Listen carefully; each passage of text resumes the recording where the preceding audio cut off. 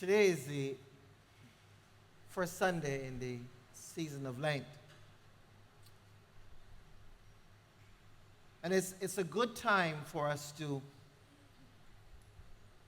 think about what Lent is all about and why it is that the church invites us to go through this season of Lent. It's a good time for us to decide what Lent is for, as far as we are concerned, and how we can use it for our own spiritual growth. If we would remember that the essence of our time in any act of worship, in any religious community, whether it be Christian or Buddhist or Hindu or Muslim, it doesn't matter. The reason for us being in any faith community is the intention of growing spiritually, of coming to grips with who we truly are. Not with what we see before us, but who we truly are from the core, from within. And we know that we are spiritual beings having a physical experience. And so Lent is a time for us to reconnect with that spiritual self and to spend some time in that place. Now, traditionally, whenever you hear Lent, the old people tell you that the devil busy. Well, news flash, the devil always busy. The devil always busy. In the book of Job, God asked Satan, where you at now? Cover this man walking all over the place, man, making mischief. Making mischief. Satan. Lent has become about Satan. It's become about this devil. But Lent has absolutely nothing to do with that. You heard it first at St. Thomas. Lent has nothing to do with the devil. Our Western understanding of the Satan has caused us some tremendous misunderstandings. The word Satan means the accuser, the challenger, the examiner, the one who disturbs, the one who takes things that are normal and everyday and he creates confusion. Creates confusion. And so, in the book of Job, where we first see that real engagement with the Satan, you hear God saying, have you considered my servant Job? He's given the Satan an invitation to go and check out Job. Go and check him out. And so, the Satan, as is quite rightly pronounced, is not a tempter in the same sense that we have come to understand. But he is more like an examiner to see if you've got the stuff. And even in this morning's passage, you see it in its rightful position. When Jesus had gone through his 40 days and 40 nights, and he was famished, the devil came to him. The devil did not come to Jesus the first day of Lent, the first day of his wilderness experience. He came to him at the end. How many persons have ever gone on a course and the examiner set the examination for you to take the first day? Huh? Any? The examination comes at the end of the course. So Jesus had spent 40 days in the wilderness wrestling with himself, wrestling with his own understanding of who he is, wrestling with this call that he has felt from the child to be this son of God, to be this spiritual leader, to be this man of God. And Jesus is in the wilderness wrestling with what this means and trying to come to some grip with the journey forward. He's seeking God's help. He's seeking God's understanding. He's seeking wisdom. He's seeking the strength of the Spirit. And he's using the time profitably. It is at the end of this time, when he has gone through what in other places they call the dark night of the soul,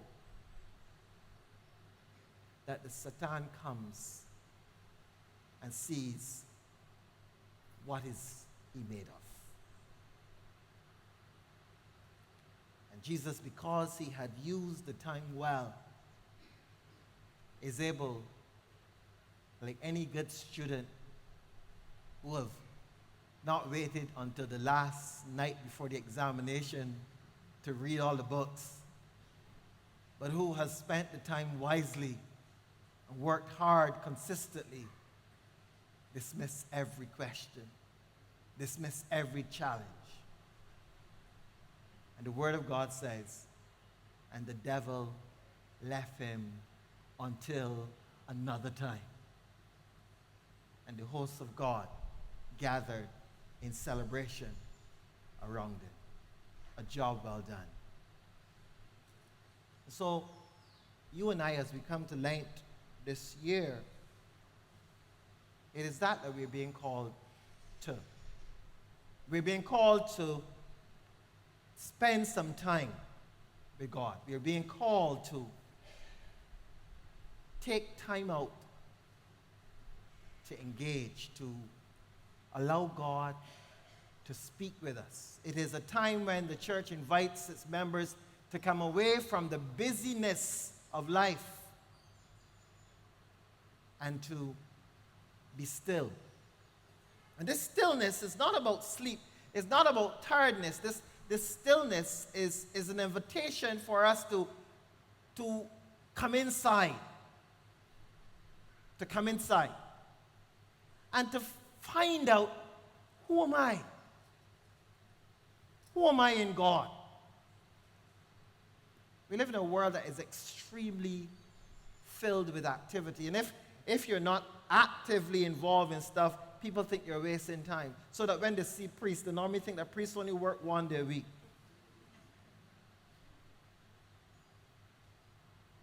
We must be busy.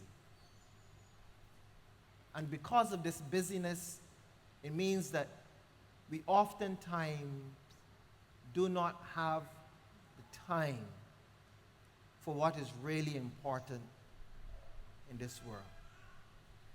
I said at the beginning of this message that we are spiritual beings having a physical experience. For most of us, we see ourselves as physical beings, hoping one day, perhaps, to have some kind of spiritual experience, which is so wrong. We are spiritual beings. Paul says that we are inhabiting this tabernacle, this flesh. Who is the we? Who is the individual? Who is this entity that is inhabiting this physical body? If it isn't you, the spiritual being that God created. So therefore, if we are spiritual beings, that which is important, that which must be focused on predominantly is the spiritual dimension of our lives.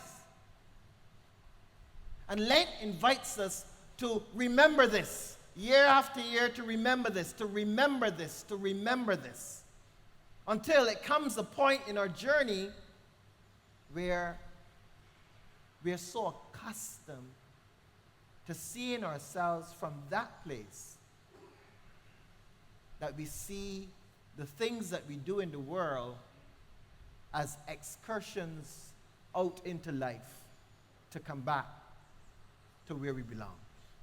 We see our work as something that we do. It isn't who we are. We see our accomplishments as something that we've obtained. They aren't who we are. This is different to how the world perceives itself. We are defined by what we do. We are defined by what we've accomplished. But when we understand ourselves properly, we understand that we need to do nothing to define ourselves. We are God's from the very core. So Lent says, come away. Come away and be with God. Lent says fast. Fast. Not to lose weight. Not to let other people know that we're not having chocolates this year. Lent says fast. Why do we fast? Because when we stop eating some of the toxins and the garbage that they sell for food, when we stop poisoning ourselves by the amount of food that we eat, and our body gets a chance to renew itself and to recover and to be able to do what it was supposed to do, when it's able to give us the kind of energy because we are not stuffing it with food and wearing out the systems within, we are reminded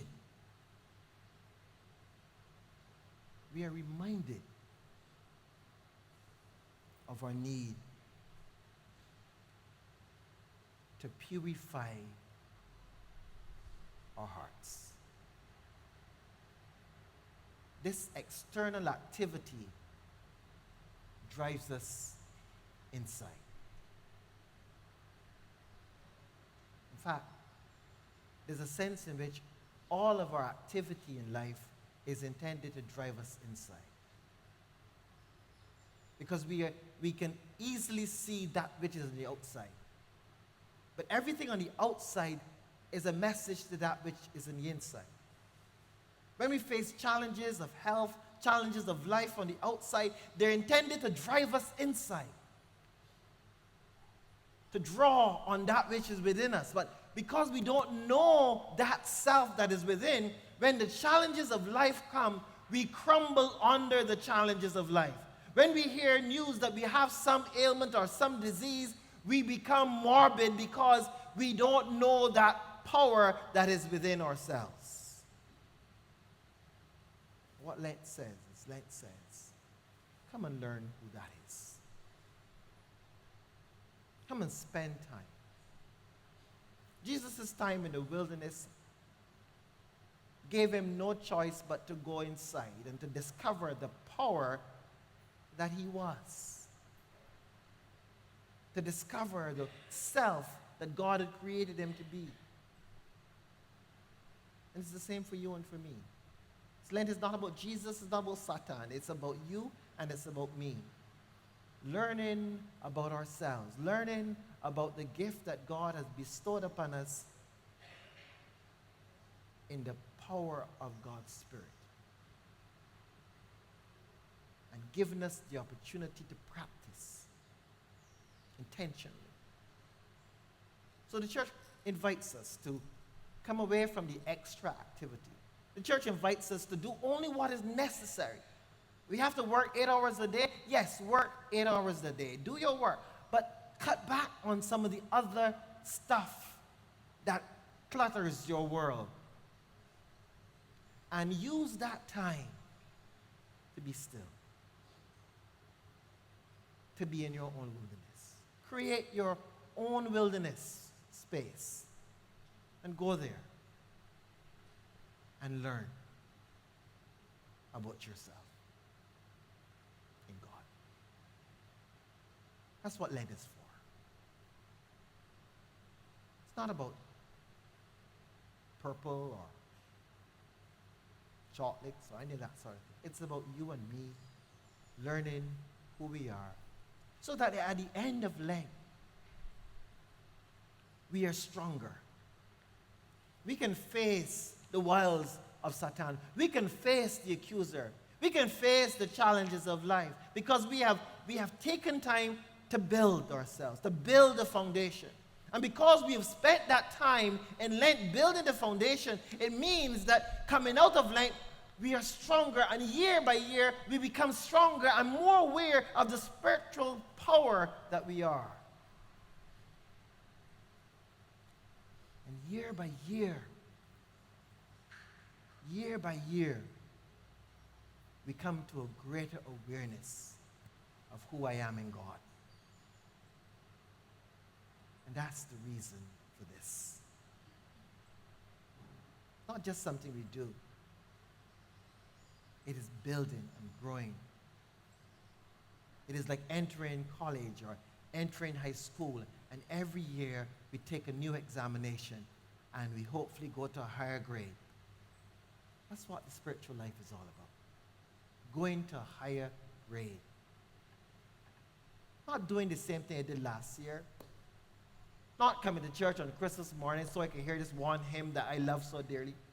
It's a waste of time. Complete waste of time.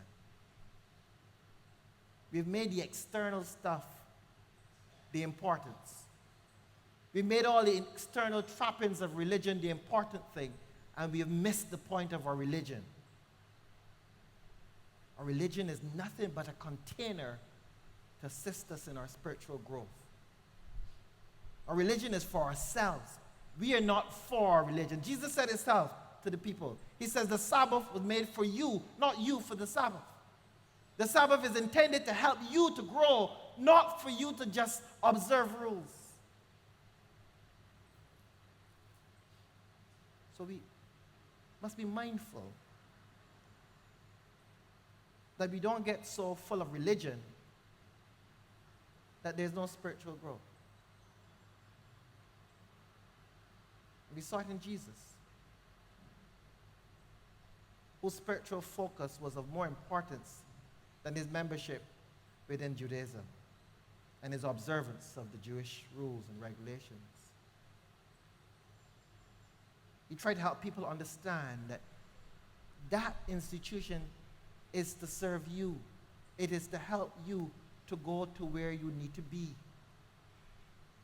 And this church that we are part of is to help us to go to where we are intended to be. We're not here to serve the church serves us.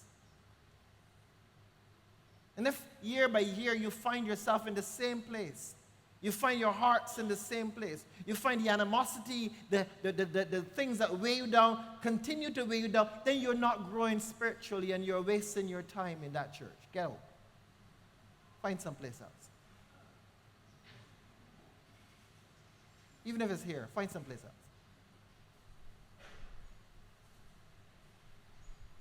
You must grow. You must grow. And you will know when you're growing. No one can tell you whether you're growing or not. You will know when you're growing. Because you will have the encounters that Jesus had with the Satan. And Jesus understood and knew that he was growing. He knew he had come to another stage. Here's the last one. Here's the last response to the Satan. Get lost. The confidence in that statement. Get lost. Get lost. I have engaged you enough. I have put up with you enough. Get lost. That's how we are to be at the end of our journey as we grow day by day. The things that cause us to fall, should be able to dismiss as we journey, as we become more. That's what we're here for. That's what all spiritual teachers and leaders are intended to help us to do, to grow. Make an effort this year to grow. And if you don't belong to a church, it's not a problem because God can work with you through anything. But just make it your intention to grow spiritually. When the challenges of life come, you know where to go. Not outside in despair, but inside in power. When we go inside, we don't retreat. When we go inside, we go to the power. The power that God has placed within us. When we get the challenges, when we hear the bad news, when people have all sorts of stuff to say, we as a people, we as individuals growing spiritually, go inside. There's a hymn that says, and I couldn't remember one line of it at this point in time, but I always loved it. It says, Satan trembles when he sees the weakest saint upon his knees. What does it mean? He says, Satan trembles when you don't battle him anymore, but you just go down inside. And he knows when you go down inside that you're coming back up with power. He knows it's the end. He knows he's lost that one. But we don't go down inside. We don't fall on our knees. We get scared and we attack. And we do all sorts of stuff. But we sing that song. We hear the readings. We're told time and again what the work is. I pray that we would hear. Pray that we would listen. Pray that we would understand. Use your Lenten time well. And when Lent is over, continue to remember who you are and where your power is.